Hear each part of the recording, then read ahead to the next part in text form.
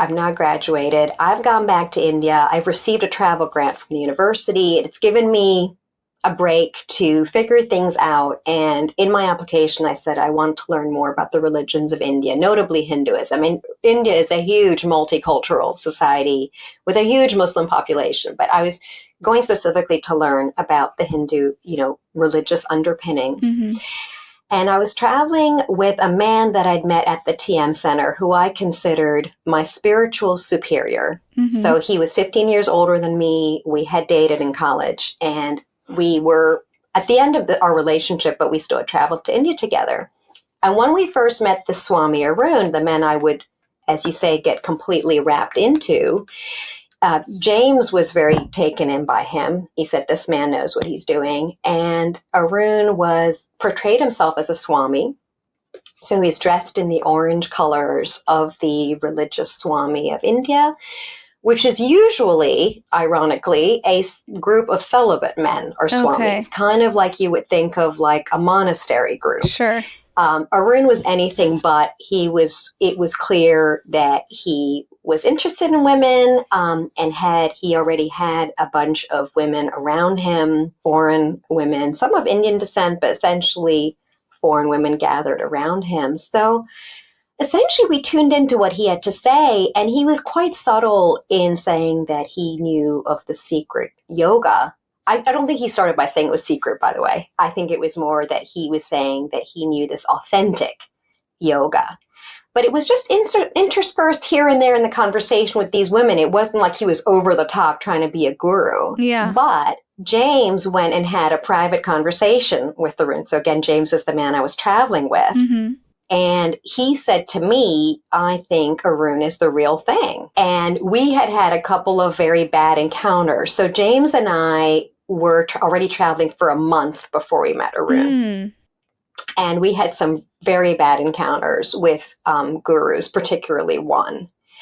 I say that because I think it made me more open to Arun, who had lived many years in the U.S. And when I met him, he just seemed like this very nice guy.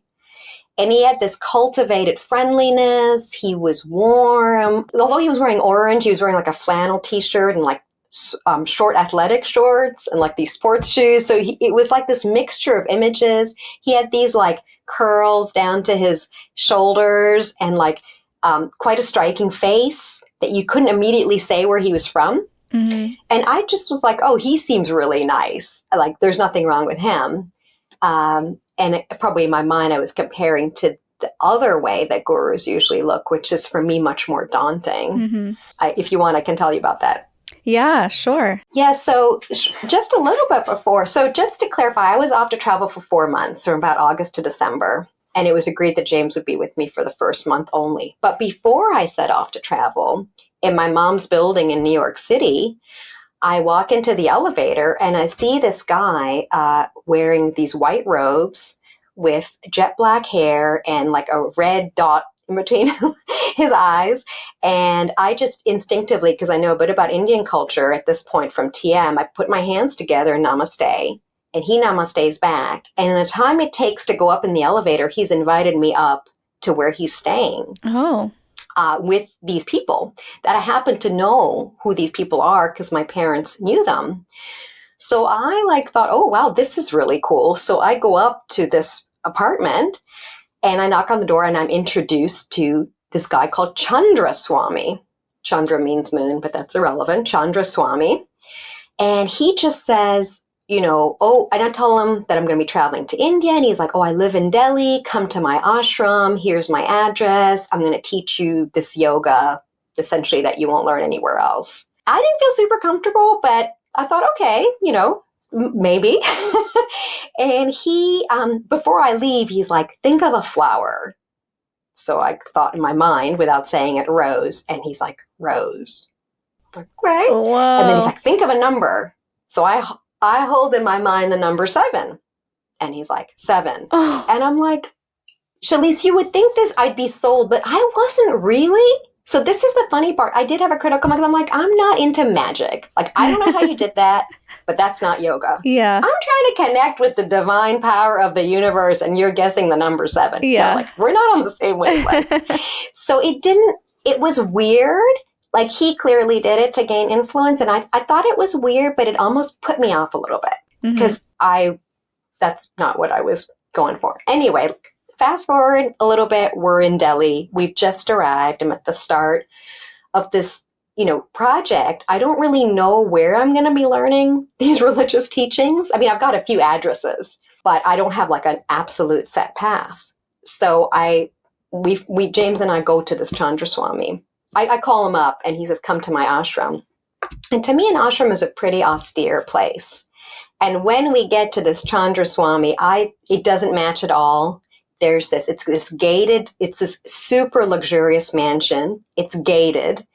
And there's armed guards at the gate. And I'm thinking, what the heck is going on? But I'm there, so I knock on the door, and I'm brought in with James. Chandra Swami is sitting on a platform, so raised above us. There's a horseshoe setup of seats, and a couple of guys are there, clearly, below him, and he's used to being worshipped. And he looks at me, and he's like, okay, we're going to have 2 rooms for you guys. And I'm like, no. We're sharing a room.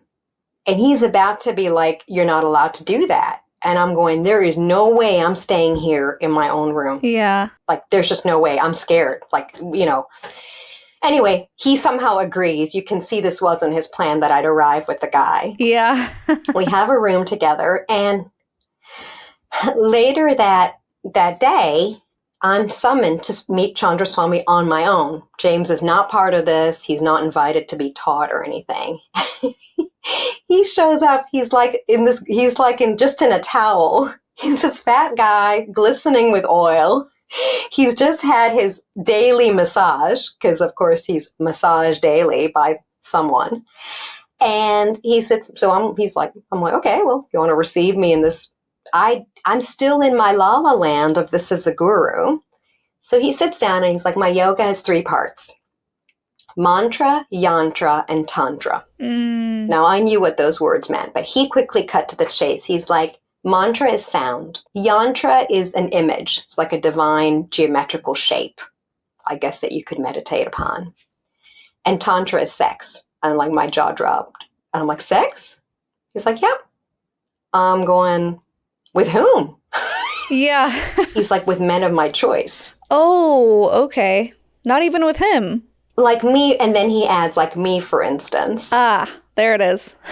I just felt like a complete idiot, but I was also seized with fear. I said, Joelle, you were the stupidest person in my mind. That how could you fall for this? But I was also very frightened. I think because of the armed guards and the setup and just the way these guys talk and the kind of authority they exert, everyone's subservient to them. Everyone's catering to their needs. So I didn't want to let on that I was scared and this was an absolute no-go. So I just kept quiet and I said as little as possible. I used the kind of like, and then he just said, okay, well, join me on a morning walk tomorrow. So I was like, okay, fine. So we went back, I went back to the room I was sharing with James and I was like, thank God I insisted on sharing a room because I didn't want anyone to open my door. And yeah, I was petrified. I just did not sleep a wink. I just said, okay, we're going to go on this walk. And after the walk, we just leave. And that's what we did. And I got to it. So we were able to leave. We had our bags packed, everything ready. We left the mansion. We found a taxi not far along the road, got in. It's about a 5-hour drive to Rishikesh from Delhi.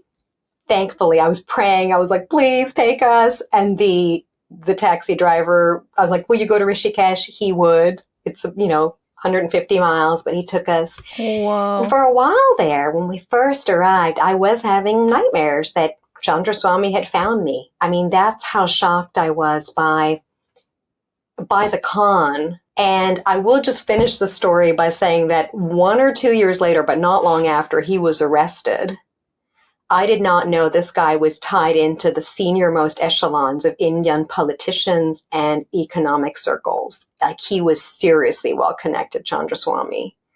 And I'm not sure it was just with him. He was picking up girls for who knows for whom. And I told this story back to Arun. I know it feels like we've gone far, but it ties back because I trusted Arun. from the get-go. I felt like the way he spoke American English, you know, it was like a light accent, but he was using vernacular. He was using language that felt familiar. Mm-hmm. And this is Arun, and I felt like it was like an uncle type relationship when we first met. He was just like, but there was a sexual innuendos right from the get-go. He was clearly surrounded by women, and you know, he was muscular and built, and there was this sense of, I don't know, he was like attracting women as well. So it was murky from the beginning, but I knew he was 55. I was 22.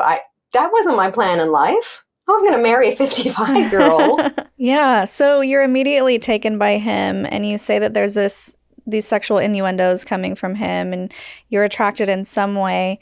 Did you feel any sort of sexual chemistry, or was that completely off the table? You mentioned you felt like an uncle, but I'm wondering if there was any part of you that wanted to be in a sexual relationship with him right off the bat, or if that's something that he kind of groomed you into. Yeah, I think he grew me. I think he played both. No, I did find him attractive.